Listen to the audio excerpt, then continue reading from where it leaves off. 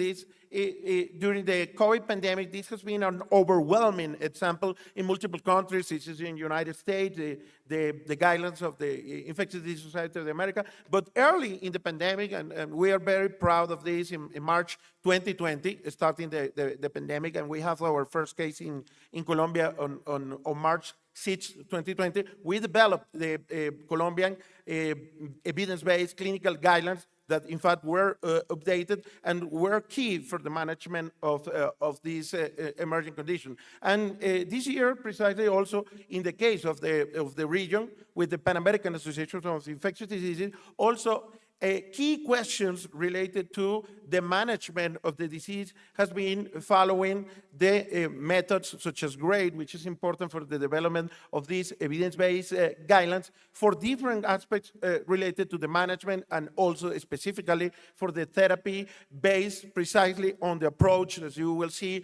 these are the characteristics, forest plot, assessing the evidence, assessing the studies, and the clinical trials that support the different therapeutic approach. So in the specific case of rabies, evidence-based guidelines are crucial also for rabies management, as they provide a structure and scientifically validated approach to treating and preventing this deadly viral disease. And right now it's obviously well known for most of here that we have this kind of recommendation, such as very important in the United States, for example, the Advisory Committee on Immunization Practice, and this is well known in other cited publications for the case of these from the CDC, the Morbidity and Mortality Weekly Report. Obviously, with this information about available rabies biologics, for example, in the United States, aspects such as the post-exposure prophylaxis in the country, as well also about pre-exposure prophylaxis guide. Here in Colombia, and it was in part presented yesterday, we have these guidelines also for the clinical integral approach for rabies exposure and rabies in general, discussing all the aspects related to the risk according to the exposure, to the clinical presentation. And obviously in many other countries, such as, for example, very quickly here in United Kingdom or in other countries in Latin America, such as the case of Peru, and we were discussing here yesterday with our friend Sergio Recuenco from Peru, not only the implications of all what is happening with this, but currently the case that actually has been conferred, for example, in a 50-year-old female in Arequipa in Peru, which has been associated in part with the problems of not having the appropriate adherence to the guidelines, as well educations and many other aspects that are important for Latin America regarding this. But also at the same time, I think it's important that there are many sites related to the evidence-based medicine that right now are considered important of this also for the context of rabies, such as Medscape, UpToDate, and other sites that manage evidence-based information, which is important for the clinician in terms of having a quick approach for the different components and aspects of the management of rabies. And I would like to go in close in my last 5 minutes, also approaching to this. Why is the reason I propose this discussion, and what is this in the context of the development of evidence-based guidelines, specifically for the context of rabies? Well, the first is important for the standardization of care. Evidence-based guidelines establish a standardized framework for diagnosing, treating, and preventing rabies. This consistency ensures that health professionals follow the most effective and up-to-date practices, leading to better patient outcomes. And we have to remember that the evidence-based guidelines are once developed, update periodical, and this is also important for update evidence-based information. Improve patient care as following evidence-based guidelines. Healthcare providers may inform decisions about rabies management. This in turn results in more effective treatment and care for individuals who might have been exposed to the virus. Safety, which is also important rabies and transmission and in the evidence-based headline, healthcare providers to take appropriate precautions and management patients with potential rabies exposure, as is well known. The importance also, especially in resource-constrained settings, to address the cost-effectiveness of the intervention, which is important. Even the evidence-based guidelines are cost-effective. This is also an important aspect related to this. Research and innovation, and these are root in ongoing research and scientific evidence. The public health impact as effective rabies management, as guided by the evidence-based practice, can have a significant impact on public health, including time interventions and vaccination programs, among other things. And another important thing is the global consistencies related to what is happening to this in different geographic settings regarding to the availability of guidelines that are not always in all the settings available. Just for the conclusions in my last 3 minutes, this is important at the same time that we need from the scientific society to call on and rise on the awareness of importance and continue doing this, and to remember that although it has decreased, rabies is still an important condition that need to be addressed to target appropriately the elimination. And in fact, from our society, the Latin American Society for Travel Medicine, this is also important because this is a risk not only for people living in areas with transmission of rabies, but people arriving to there. And as you will see from the CDC, obviously this advises to travelers for different kinds of risks according to the places and the epidemiological conditions is important. Right now, that on September 28 was the global days again the rabies, we also use this kind of campaigns from our society to call on this, specifically also in the context of travelers, as in travelers, one of the key aspects is prevention. And in travel medicine, we have the 3 R's, the routine, the require, and the recommended immunization. Obviously, that in this case, these include rabies. And as you will see, obviously, in the assessment of this, rabies is right now a condition of low incidence comparatively to other more frequent conditions in traveler. But again, the impact of this, the second dimension, is high, important considering also, for example, the case fatality rate, which is high. So we recommend to consult the different sources of information for this, including, for example, in some of our main guidelines for travel medicine, what is happening regarding different aspects, for example, of prevention or management of rabies, as is, for example, the case of the Yellow Book 2024 that has been published. A final message in my last minute. It's important that these guidelines play a vital role in improving rabies management with adherence. They provide structured, well-informed, and standardized approach to diagnosis, treatment, and prevention, which is especially critical in regions such as Latin America, where infectious diseases like rabies still pose a significant public health threat. The case right now in Arequipa, Peru, is good to remember that. And our dedication to this is important in the context of the collaboration with the different societies, and has been discussed yesterday. It's important the multidisciplinary approach between health in humans, animals, and the environment for the One Health approach, which is key for that. I would like to say for my last couple of slides, I would like to invite all the people. We will have our Latin American Congress of Travel Medicine in August 2024 in Rio de Janeiro, Brazil. And we will have specifically a presentation and a session also of vaccines and obviously of rabies. And this is my last presentation to invite you not only to visit again Colombia, but in the future going to the Coffee Triangle region and other regions of the country. And here the poet Luciano Garcia Gomez says in Pereira, there are no foreigners. We are all Pereirans. Thank you very much.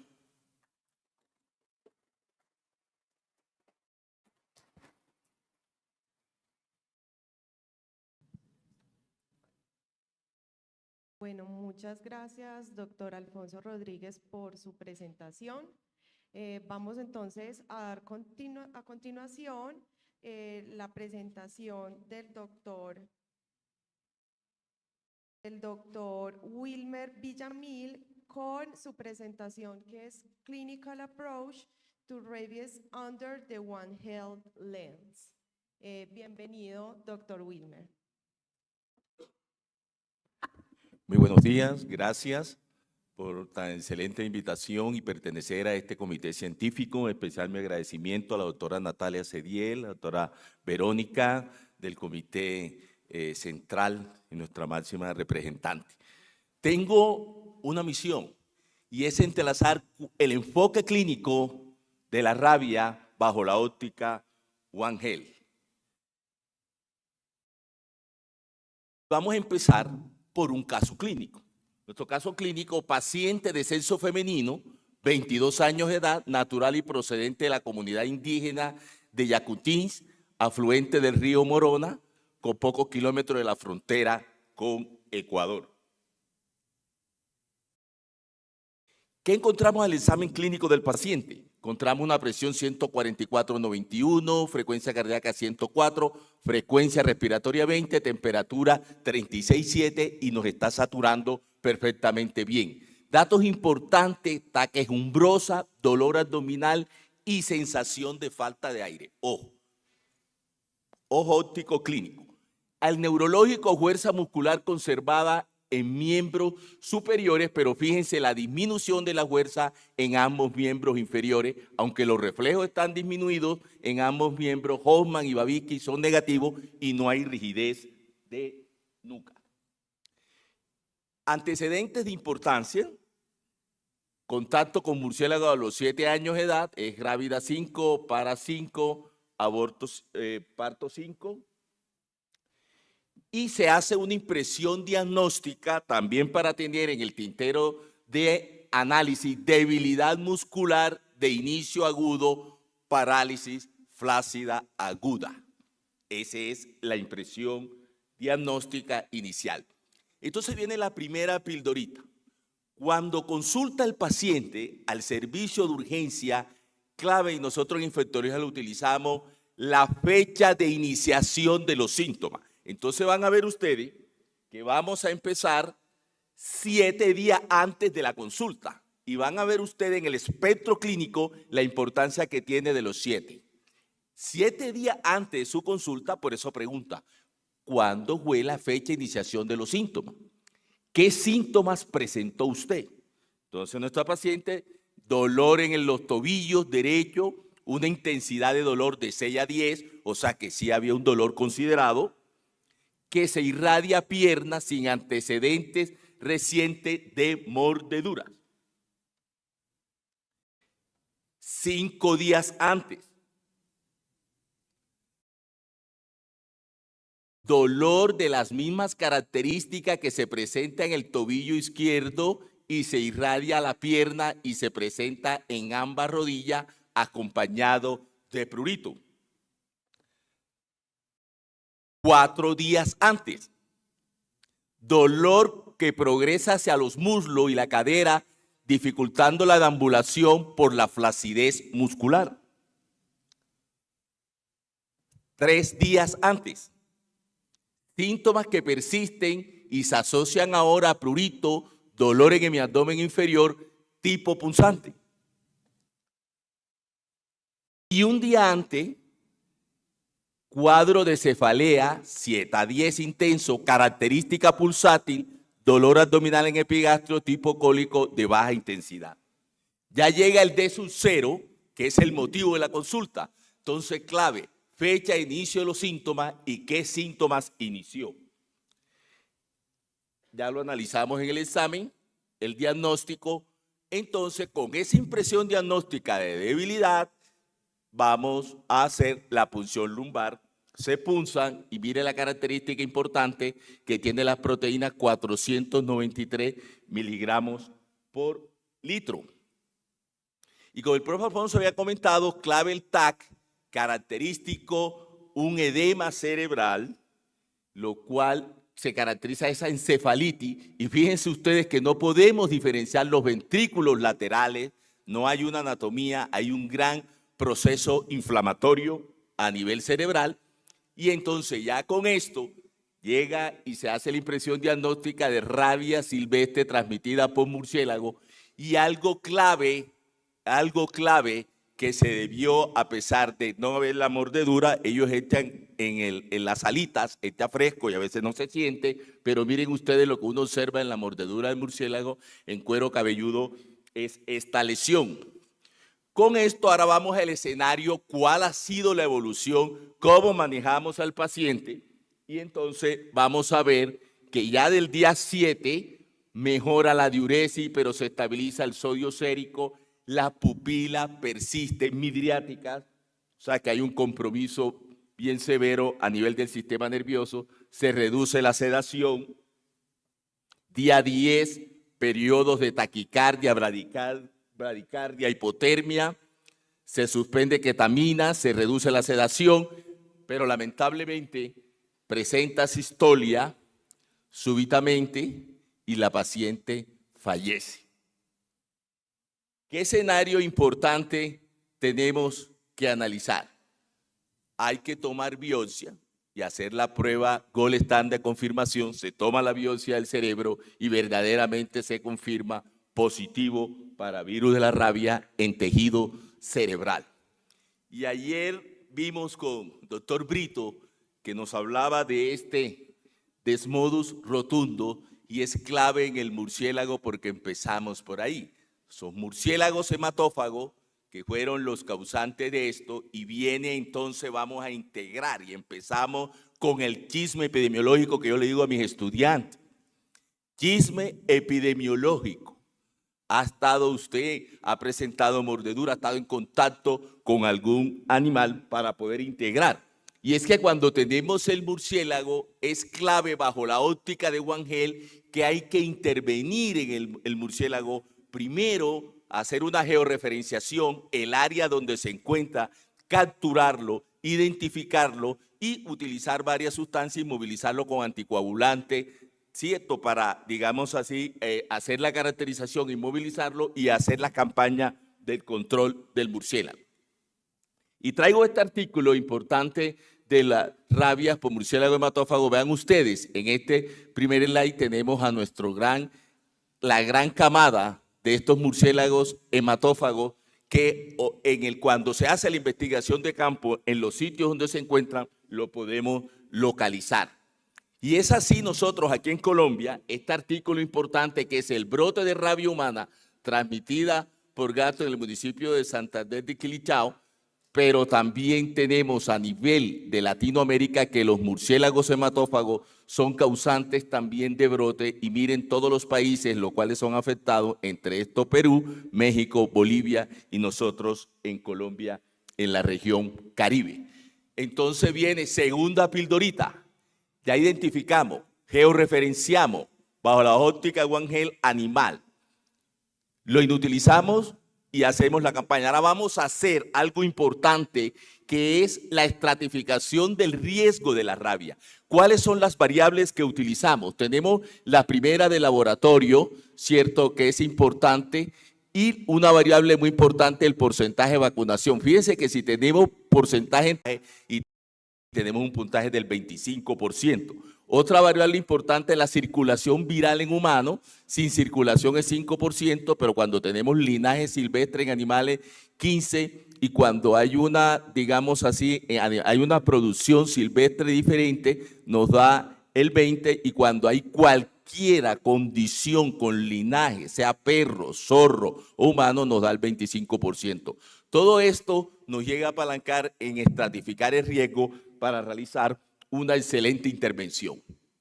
Entonces ayer vimos, ¿qué es Wangel? Wangel bajo la óptica no es más que es un pensamiento, más que una estrategia, es pensar yo cómo hago para intervenir varios actores y así poder intervenir una enfermedad de impacto en salud pública, en este caso la rabia. Entonces fíjense ustedes que la comprensión más profunda, los vínculos y las relaciones con una interacción y comportamiento entre los elementos que caracterizan todo el sistema.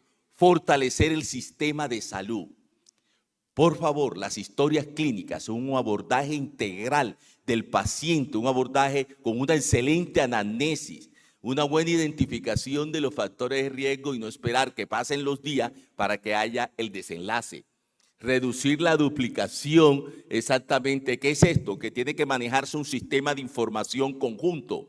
Si con ICA identificamos al murciélago con el sistema que nos explicó la doctora Diana Gualtero ayer del sistema de nuestro Civigila, articularlo y con nosotros los clínicos que hacemos el abordaje de los pacientes en los servicios de urgencia.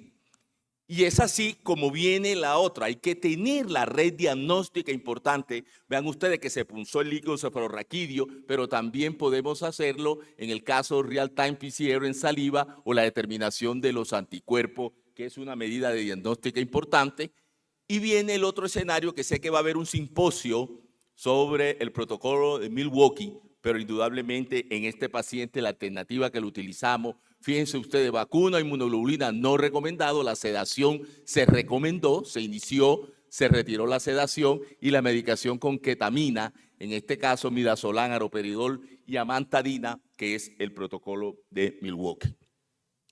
Esta slide nos muestra algo clave importante. Fíjense desde la exposición que puede haber un periodo entre 20 a 90, pero va a haber unos pródromos que duran 1 a 2 días, la fiebre, el prurito, la parestesia, y fíjense ustedes que la primera sintomatología que ocurre de 1 a 4 días es el compromiso neurológico con cuadriparesia, disartria, disfagia, compromiso respiratorio, y fíjense los 7 días el paciente, si no actuamos, el paciente fallece. La ley de los 7 días es importante. Por lo tanto, en la óptica de One Health vamos a interactuar lo que son el componente tanto animal, el componente del agente etiológico y lógico, el factor humano, pero inmerso en una excelente atención clínica y llega en algo que nos mostraron ayer, que es la famosa vigilancia veterinaria, porque no podemos estar aislados de los médicos veterinarios, porque son ellos el primer contacto a veces. A mí me mordió mi mascota, el gato, pero ella es que tengo Pepe, es callejero y le gusta salir y se me pierde. Ay, yo lo tengo aquí en el apartamento y me mordió. Ahí eso es un factor de riesgo estratificar para poder pensar y articular One Health. Ya el profesor Alfonso en este paper hablábamos de unos objetivos, que es lo que quiero resaltar. Y quiero resaltar los objetivos para intervenirlo en One Health, un objetivo importante que es clave, determinar y hacer una vacunación desde los animales. Otro objetivo que es clave es tener una acción en los servicios de salud, tener una acción integral, de una atención integral basada en las guías, con unas excelentes profilaxis que se hagan oportunamente y una buena data para tener una intervención muy buena. Entonces, hacemos el camino, ¿cierto? Declaramos las zonas, ¿cierto?, que están libres. Posteriormente hacemos la investigación de las características, la georreferenciación, en este caso el hábitat del murciélago. Hacemos las acciones de vigilancia, identificamos el riesgo y manejo adecuado, ya eso se hace desde el punto de vista clínico, que un buen lavado de la herida con agua y jabón. Yo siempre le digo a mi estudiante, el jabón de pino, jabón de azul, es un jabón clave que es importante, lo importante es realizarlo, y si no tengo yodopovidona en mi servicio de urgencia, yo lo tengo que realizar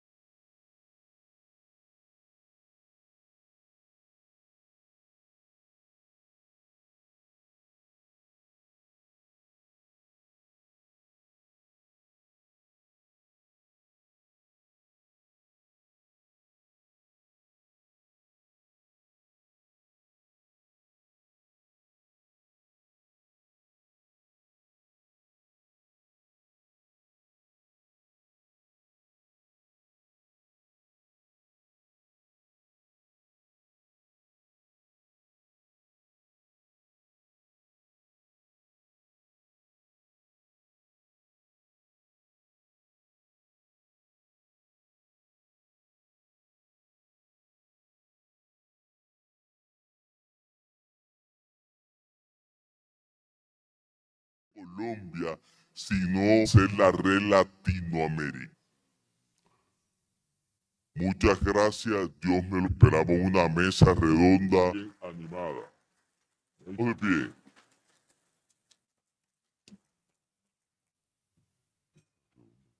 Doctor, muchísimas gracias. Presentación.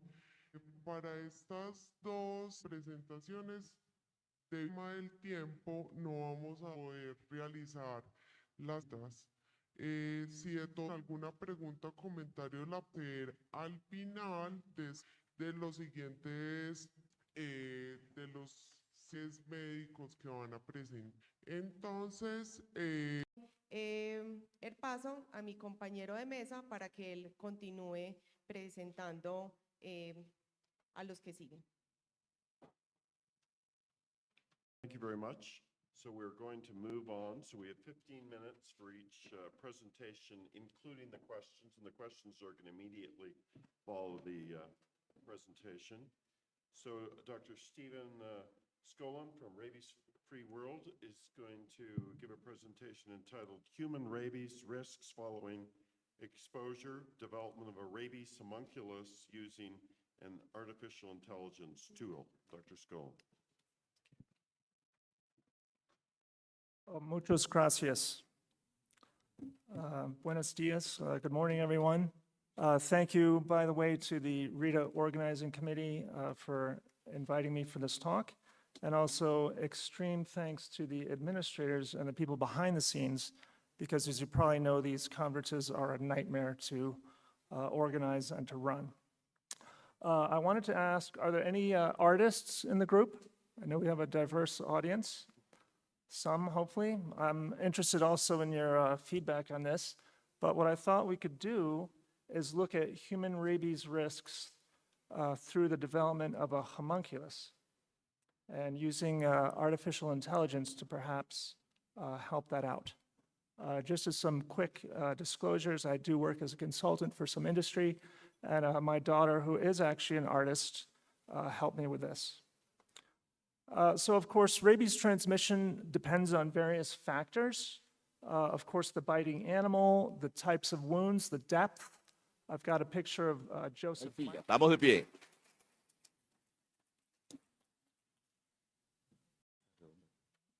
Doctor, muchísimas gracias por su presentación. Para estas dos primeras presentaciones, debido al tema del tiempo, no vamos a poder realizar las preguntas. Si de todos modos tienen alguna pregunta o comentario, la podemos hacer al final, después de los siguientes médicos que van a presentar.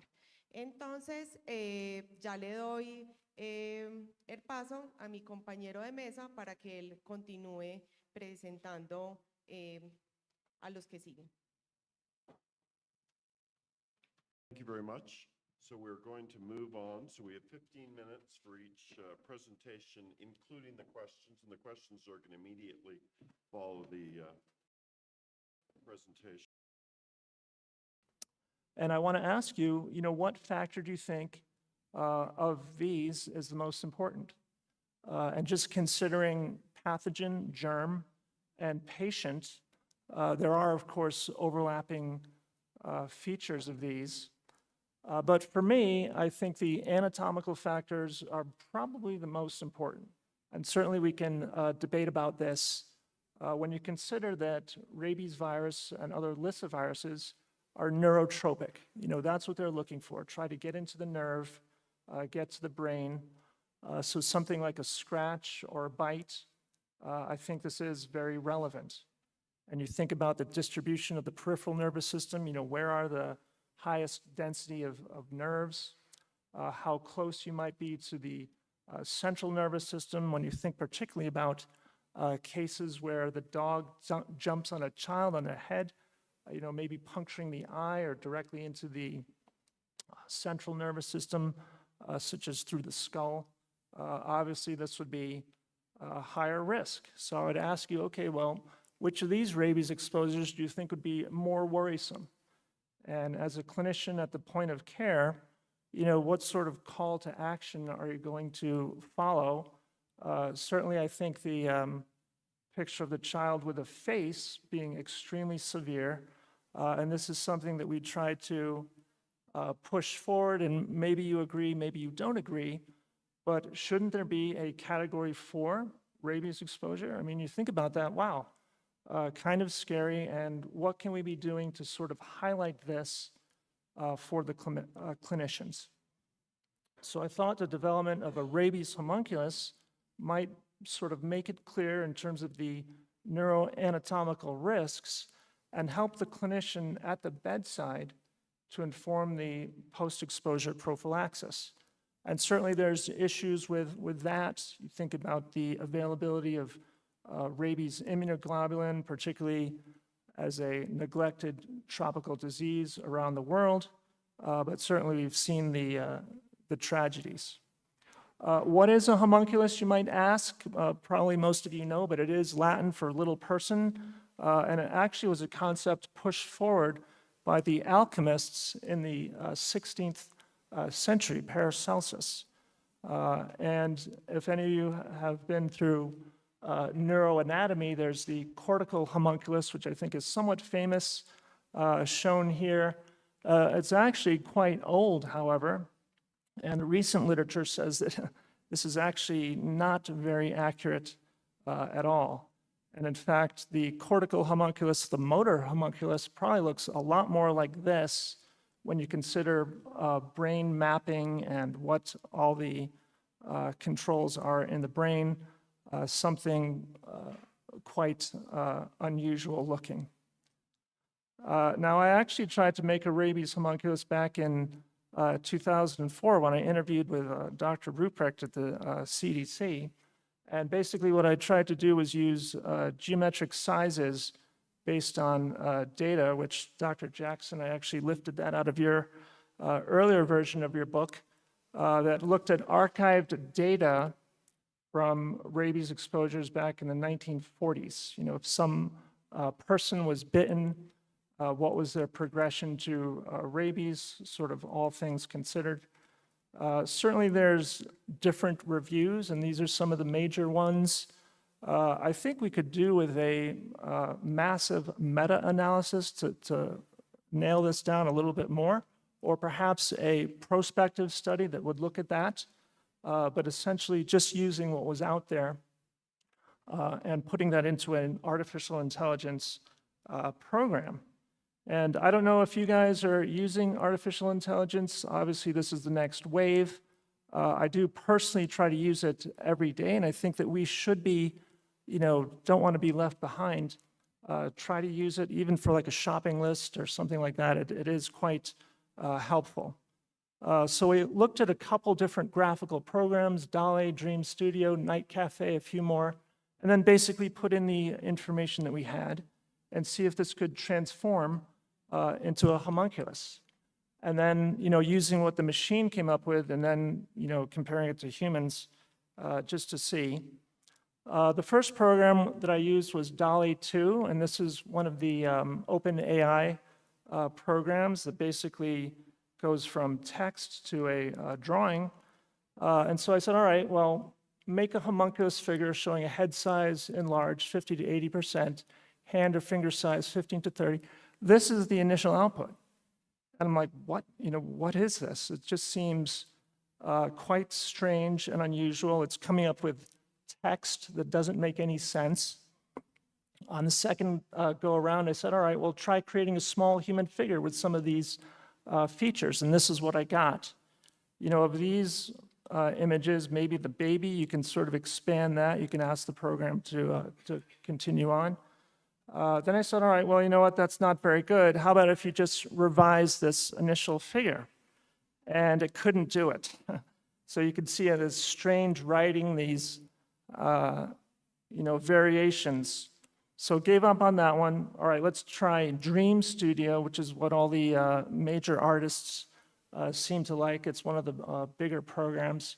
And it does have a number of nice features, including, you know, a manga, you know, Japanese cartoon template if you want to use that. And basically what you do is you type in what you want to do, and then it's going to create images. So I said, all right, well, how about a human figurine based on proportions for rabies risks. There you go. And look at this. I mean, it seems quite insane, almost like an LSD trip.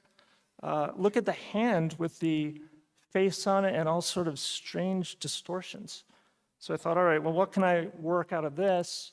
Let's take this model and maybe work from that. But you'll notice there's a hand appearing in the buttock region. There's a third leg. The hands themselves are wrong. So you ask the program to sort of refine it. It's now changed the leg to a tail. The hands still aren't right. You can ask it to streamline a little bit more. And it does come up with different versions. This is just one of the versions where I said, well, just for fun, make the eyes look bigger and make it scarier. And this is what we come up with.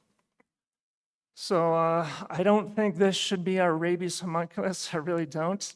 But maybe it has other applications such as, public health and awareness and trying to get the message out, because certainly rabies is neglected. We need that attention, particularly with 2030 approaching. So I thought that, the AI programs were less than satisfactory. Dream Studio, to me, seemed to be the best. But the problem, as you may know with AI, it makes stuff up. It hallucinates, doesn't always do what you say. I mean, some of those figures, I asked it to rotate by 45 degrees, didn't do it. As some of the recent medical literature shows, that it is something of a black box, and, how do we really get around this? I think it is useful, though, for creativity, for ideas, just sort of changing some of those thought patterns. So it is helpful, but of course, limited. So I thought, all right, we'll go back to the drawing board. How about a human image? Basically using the same principle, using graph paper and trying to get those proportions. I did use some AI to clean up the image. You can see the before and the after. That's Cleanup Pro. But then when I said remove the grid lines, oops, so I got blocked. So kind of interesting, maybe it was concerned about privacy. But I think in conclusion, a rabies homunculus would be useful for the clinician, particularly when we're thinking about category 4 and how to triage some of these patients. Certainly the AI landscape is changing. I'm sure 5 years from now, it's going to be absolutely phenomenal. But I do encourage you to get in there. You don't want to be left behind. And I think for now, a human rendered homunculus is what's best. So thank you. I'd like to take some questions if there are any.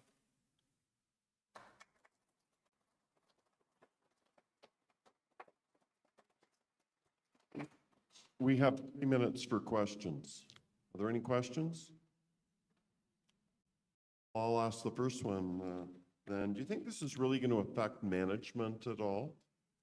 That's a great question. Might this affect management? I think it could. I mean, when you think about my colleagues at the bedside, I mean, we're all experts here, so we know everything about rabies. But I think in large part, some of the clinicians that I work with that I know are, dare I say, clueless. And I think about, some of the management, and you just, you backtrack and you think, oh my God, well, I'm glad this wasn't a real rabies exposure because they screwed it up. Or the failure case in Minnesota. What exactly happened there? There are some reasons for that, but I think it's worth doing. And I think if anything else, it does sort of promote our field. Here's something new that might be helpful. We have time for another question. Are there any questions?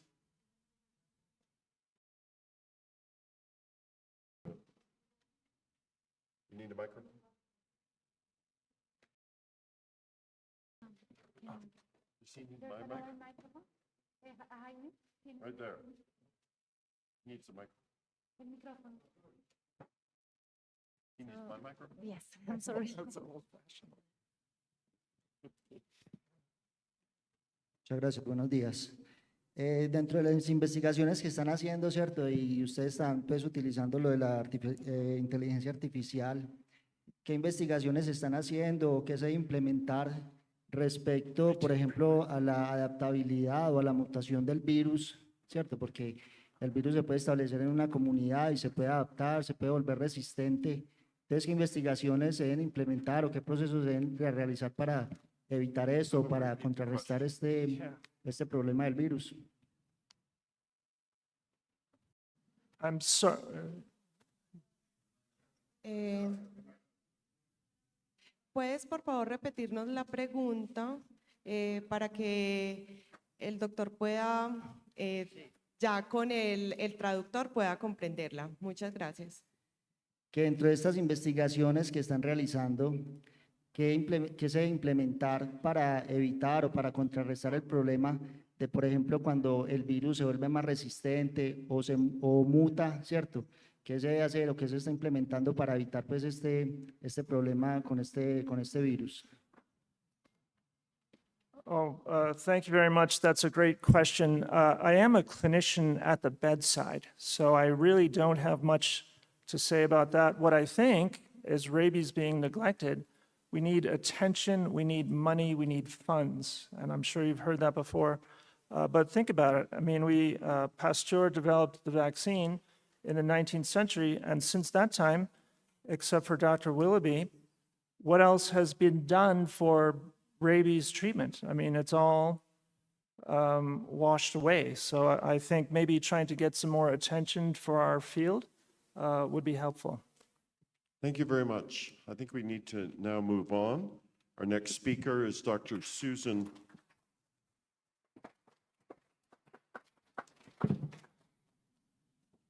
Dr. Susan Moore from the University of Missouri, and her presentation is Comparison of International Rabies Antibody Reference Standards.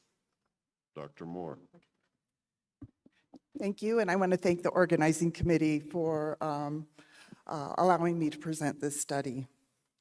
So as the title says, I will be talking about international standards for rabies serology.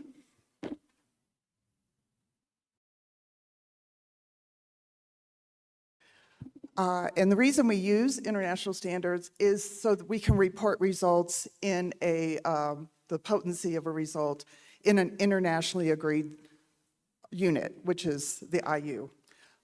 This allows direct comparison of results between laboratories. So this is a slide that just shows the history of the WHO SREG references from the first one in 1955 to the most recent one established last year. So how do we assign potency? Well, interestingly enough, the first one was an equine product, and there was nothing to compare it to. So it was assigned a potency of 86.6 just based on the weight of the material in the ampule, which was 86.6 milligrams. Every other WHO reference standard has been determined by interlaboratory testing at various potency levels and in replicates by comparing to the previous one. So the first one was compared against the equine product, then the second against the first, and the third against the second. Most of them were established, the potency levels by RIFIT testing, even though some of the other studies included different methods like the mouse neutralization test, the potency was determined by the RIFIT results. Up into the third one, where a number of assays were used, and there were two potencies assigned, one based on a combination of the RIFIT and FAVN results, and a separate potency based on the ELISA results. There are additional ones that are available internationally. The one by the European Directorate for Quality Medicines in Healthcare, or the EDQM, and then it's a human source, and then the WOA standard, which is a dog source.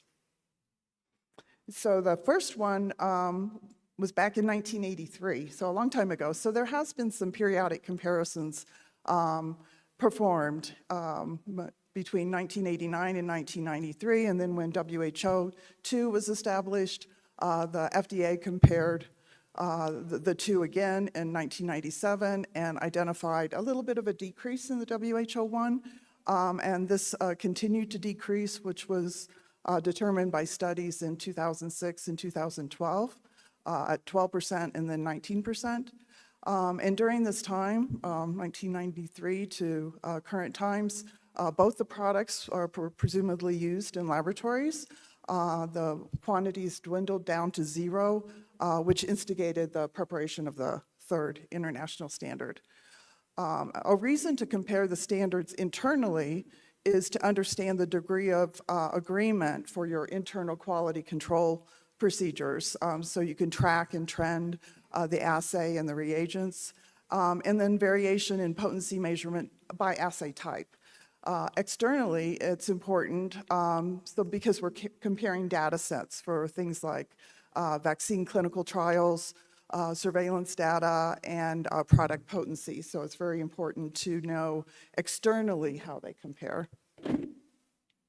So in our study, we used the ones that were available to us, which is the third WHO, EDQM, and WOA. We diluted them to 2 potencies. We were graciously provided the second WHO2 at 0.5 by Dr. McAhin's laboratory at APHA. We tested by 2 serum neutralization tests, the RIFID and the FAVN, which were validated in our laboratory. And we used a commercial ELISA kit, indirect ELISA, which is the Bio-Rad Platelia, which is commonly used throughout the world. We diluted them. We tested them in duplicate in 3 independent assays. We used the geometric mean titers for the serum neutralization assays, or the average of the EU values, to then calculate the % difference in pairwise comparison between the different sources of the SRIG. So these are the results of the serum neutralization test. And with the FAVN and the RIFID, we can see there's differences in the geometric mean titers between them, both at the 2 potency levels. And we did see that there was a really pretty good comparison between the EDQM and the WHO. I'll just mention that those are the 2 most recently established ones. I don't know if that has an effect, but we did notice that. To start to look at what the importance of this variability, we first wanted to look at the average difference from the same source. So we ran them in replicates. We took all of those together, we pooled them together. Here we looked at them by FAVN and RIFID, very similar % differences. So the average variability, I guess you could say, of the same source of SRIG is 11.1%, which is this line you see in the figure. So this is our baseline variability. And then the bars show the pairwise comparisons. So as I said, the third WHO compared very good to the EDQM with only a 16.3 average % difference, and then a higher between the EDQM and the WOA, and then even higher between the WHO third one and WOA. So to look at it another way, we wanted to determine an interlaboratory comparison. So we used the samples that we received. You can see, using the exact same source, the WOA's exact same source, in 2 different laboratories, prepared in this laboratory and in this laboratory, we get very good agreement. Interestingly, both WHO3 and EDQM were qualified against WHO2. You can see they're similar, but there are differences. Where it's same source, you get a very good comparison. We get the same story when we look at indirect ELISA. We see the differences in the SRIG values, although we see a better comparison between EDQM and WOA on ELISA. So that's the assay difference we'll see. We have the SRIG differences and we have the assay differences. So why do we compare? Well, as most people know, your SRIG value is your line in the sand when you're going to say this sample is equal to or above 0.5 or it's below 0.5. So that SRIG value is very, very important. What we did was we took a set of results, titer results, we calculated the IU values using these different SRIG sources at different potencies. And we can say, If we use the third WHO, more of the samples showed seroconversion compared to EDQM, but was very, very, very comparable. But if you use WOA, you had a lot less seroconversion. And then we calculated the seroconversion with ELISA, and it was 58%, and it matches really well with the WOA. So in summary, there are differences above the average difference between same source, which was 11.1%. Best agreement was between WHO3 and EDQM. We had the biggest difference, which was the 52.9% between WHO3 and WOA.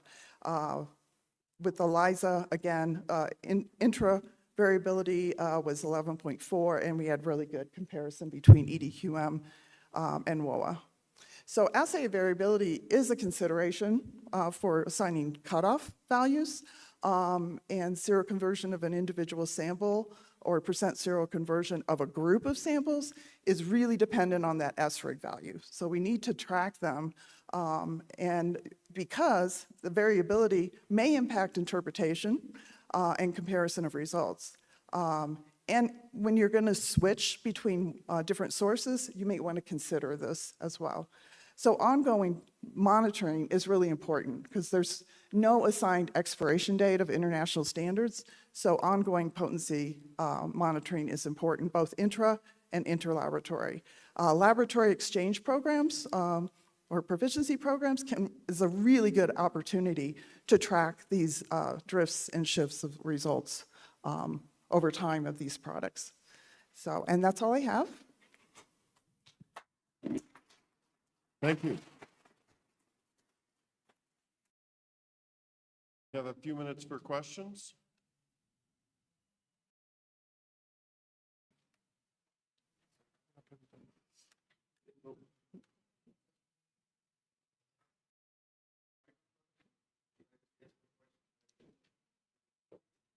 We need a microphone.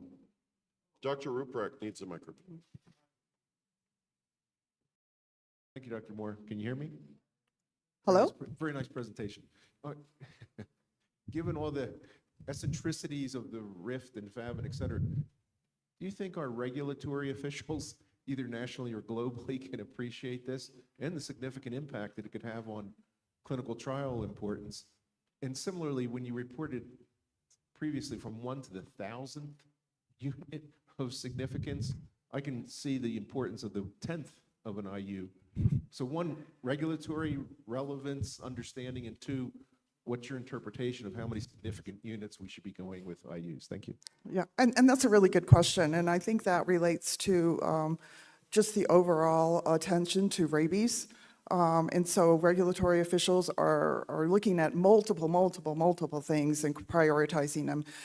In my experience, some depend on their experience, understand it, some not at all. Not at all. So, establishing what's an appropriate significant difference. What's the significant difference? I mean, for example, one of them went to the 1,000th.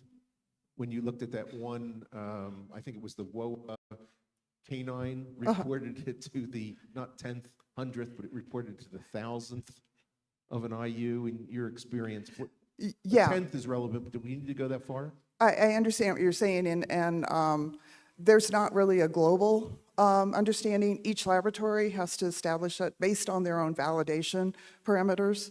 For RIFIT, commonly used and published would be for CV is about 30% for RIFIT, but for FAVN it could be higher. So.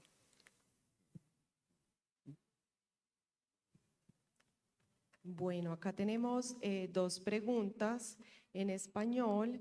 Hay una que dice, ¿hay una potencia estándar en el mundo? Organización Mundial de la Salud. Se refiere a la prueba Gold Standard. Si nos puede, por favor, aclarar quién hizo la pregunta.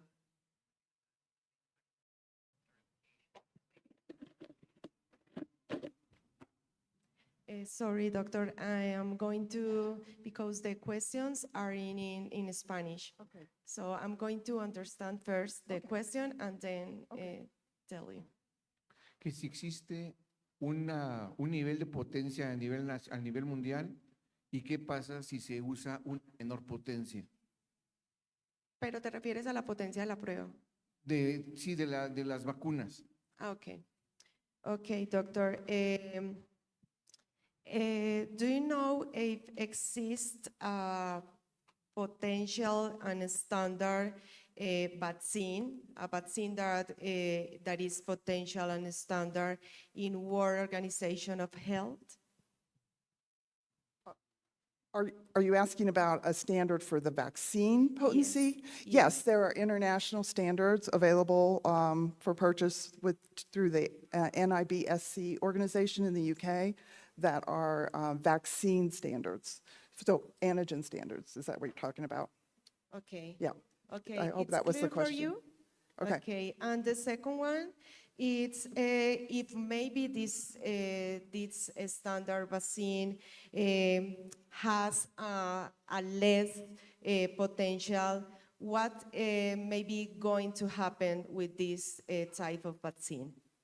What do you think about it, doctor? You mean the effect of the antibody standard on the vaccine? Yes. Okay, as I mentioned, when you're comparing data sets and you're using one SRIG compared to another, if one is lower, the SRIG is lower, it's going to cause your percent seroconversion to be higher. And that's what I was showing in that slide. So I can show you a little bit later in detail. Okay, thank you. We're going to move on to our next speaker.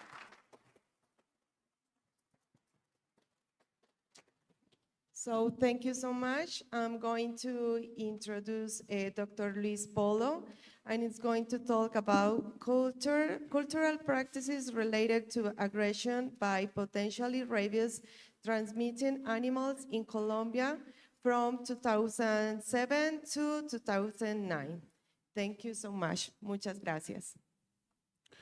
Bueno, muy buenos días. Bienvenidos a Colombia.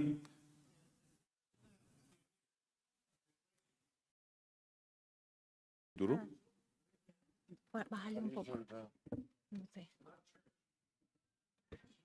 Un poquito más bajo.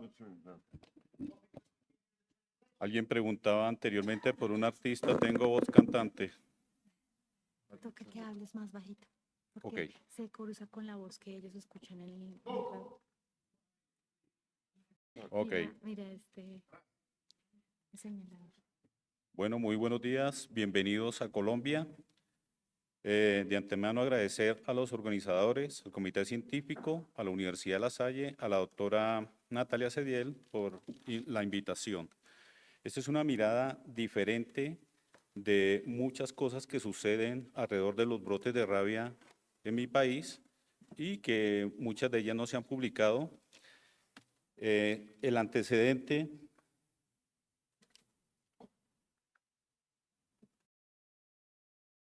avanza. Tienes que bajar. Ah, ok. No. No sé cómo hacerlo para que se pase.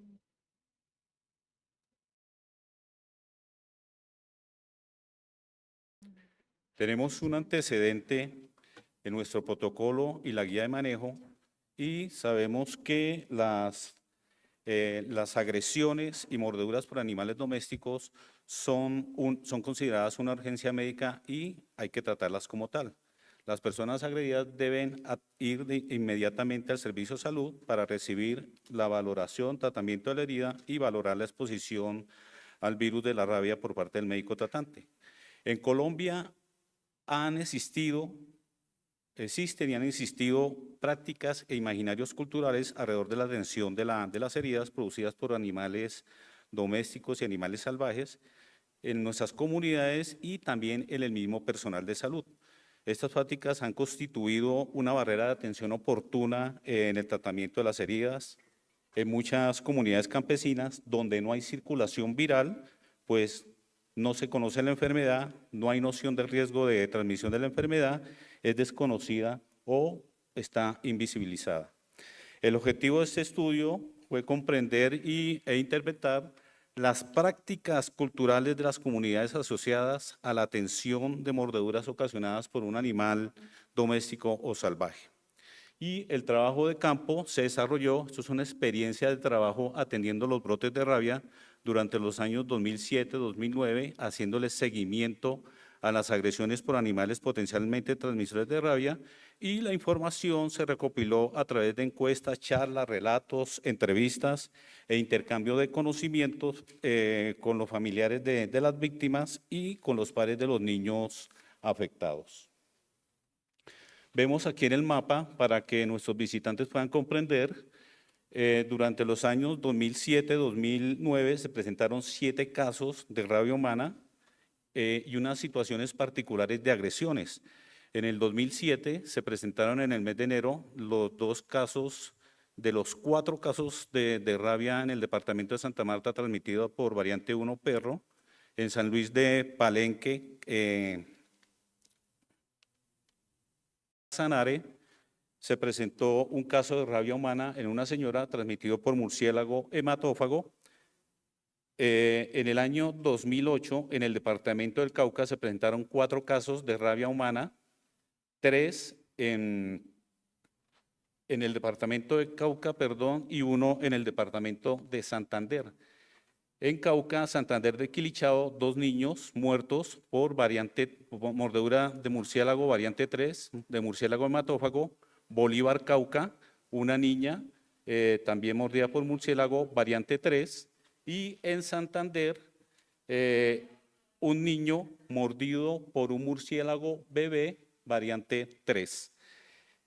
En Florida Blanca, Santander, exactamente. En el año 2009 se notifica el primer caso de rabia humana en Colombia transmitido por murciélago insectívoro en una señora, y casos particulares de Santander, una agresión por mordedura de gato, vamos a analizar más adelante, y la comunidad indígena de los Tucanos Occidental en el Bauspés, agredidas por murciélagos hematófagos. En este cuadro resumo cada una de las situaciones. En primer lugar, la circulación viral en cada uno de los sitios, circulación, no circulación, la variante viral involucrada, la especie animal mordedora involucrada en cada uno de los casos, la asistencia inmediata al servicio médico. La gran mayoría de los casos no asistió al servicio médico, solo en 2 de los casos, y la consulta al servicio médico se hizo en forma tardía, 3 meses después, en el distrito de Santa Marta. Santander de Quilichao fue al servicio médico inmediatamente, pero la atención fue deficiente. Y la misma situación ocurrió en Bolívar, Cauca, donde no fue